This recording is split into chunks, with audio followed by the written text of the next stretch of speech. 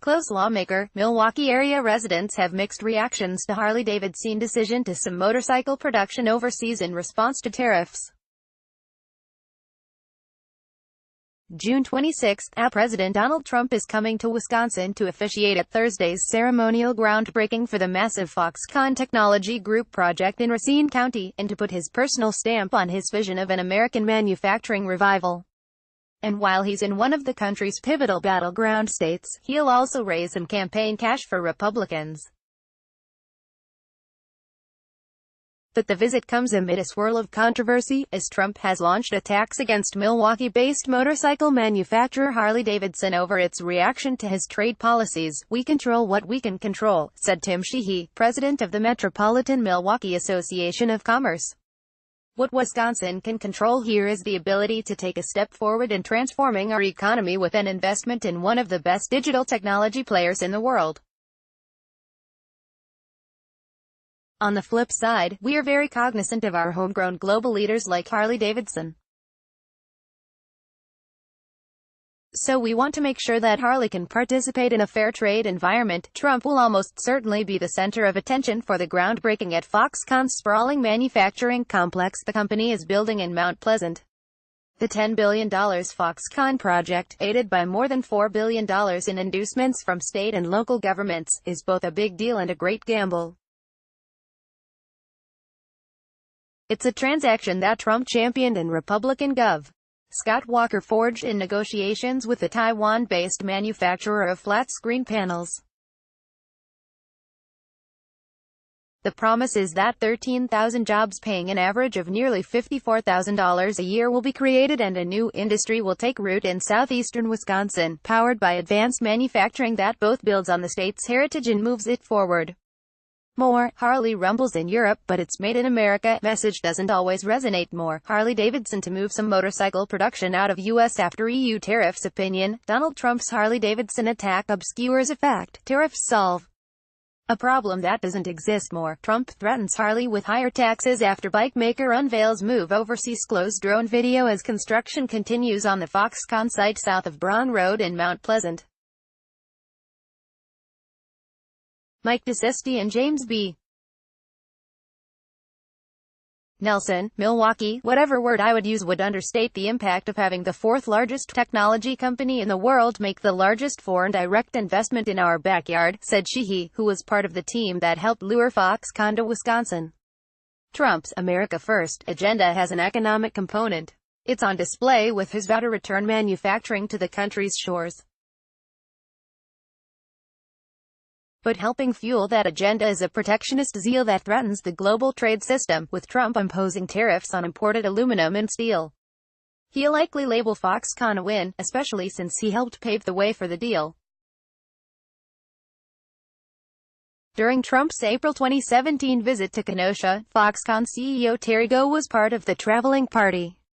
And Walker first made Wisconsin's pitch to Gou at a meeting held in Washington in the offices of Trump's then Chief of Staff, Reince Priebus, who is from the Kenosha area. The emerging trade war already is producing some economic backlash. Harley-Davidson announced this week that it plans to move production of motorcycles bound for Europe to its offshore facilities to avoid retaliatory tariffs imposed by the European Union. In response, Trump launched a fusillade of tweets excoriating Harley for its decision. From a political standpoint, Republicans are mostly all in on the Foxconn deal, while Democrats see it as an issue they can use to their advantage during the general election. Republican strategist Mark Grell said, "Every time there is a step forward with Foxconn, this groundbreaking, the hiring of all these Wisconsin contractors, actual motion on the project, the more popular it's going to become. I think 10 years from now when that place is humming and there is a whole ecosystem of jobs, no one is going to remember there were people against it, while some Democrats have supported the deal, such as State Rep. Peter Barca of Kenosha. The vast majority of Democrats oppose it, claiming it's bad for taxpayers. Foxconn includes a $4.5 billion investment of taxpayer dollars. No one wants to see this fail," said Democratic strategist Melissa Baldoff. But we know it was a poorly negotiated deal, so all we really have to go on is Scott Walker and Donald Trump's word, and they both have a track record of overpromising and underdelivering. This project is already shaping up to be vastly different than what was originally promised, and voters around the state have indicated they don't think the cost of the deal is worth it, Baldoff said. Environmental groups, meanwhile, have challenged Foxconn's plans to divert Lake Michigan water outside the Great Lakes Basin and raised concerns about pollution.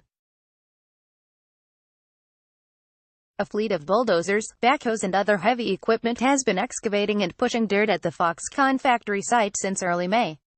Still, Trump's visit will mark a watershed moment that focuses national and international attention on the project. The Milwaukee-based company blames retaliatory European tariffs and for moving some of their production overseas. USA Today. Massive Sizeth manufacturing campus envisioned is huge by U.S. standards and unprecedented in recent Wisconsin history. At 22 million square feet, the complex will have the floor space of more than 130 Walmart supercenters. The 13,000 Wisconsin jobs Foxconn has promised, meanwhile, would top the state totals of such private sector giants as Verona's Epic Systems, 9,000, and Sussex-based Quad Graphics, 7,500. The plant will turn out high-resolution flat screens built to sync with ultra-fast future data networks, helping to usher in a new era of technology-driven advancement. Foxconn envisions a host of sophisticated uses for the display panels in fields such as medicine, security and self-driving vehicles. But the main markets, at least at first, likely will be more commonplace: television sets, notebooks, and monitors. Foxconn Technology Group has chosen Milwaukee for its U.S. headquarters, about 30 miles from its planned factory that will make liquid crystal display panels for commercial and consumer uses, including televisions. February 6, in any event, it's a very big deal that comes at a very big price. The tally on the public expense side includes $764 million in local subsidies, money that officials say will be recouped in taxes on Foxconn's property, a $140 million electric power expansion paid for by utility customers, some $100 million for local road construction, and the biggest slice of the incentive pie, $3 billion in state tax credits.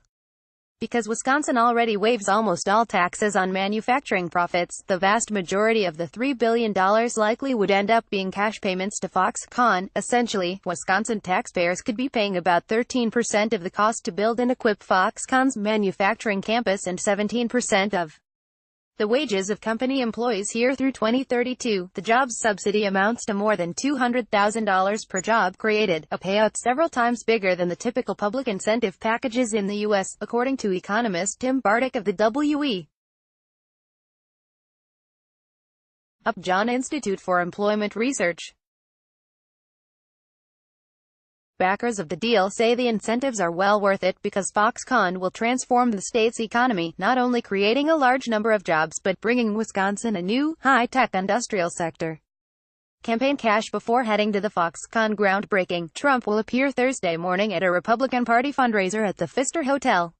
The event will be hosted by Ted Kellner, who is Wisconsin finance chairman for the Republican National Committee, and is expected to be attended by about 250. This event is to support Wisconsin candidates, said Kellner, who is also finance chairman for Walker's re-election campaign. All of the money raised at the event will stay here in Wisconsin. Read or share this story. https://usat.ly/2cafoc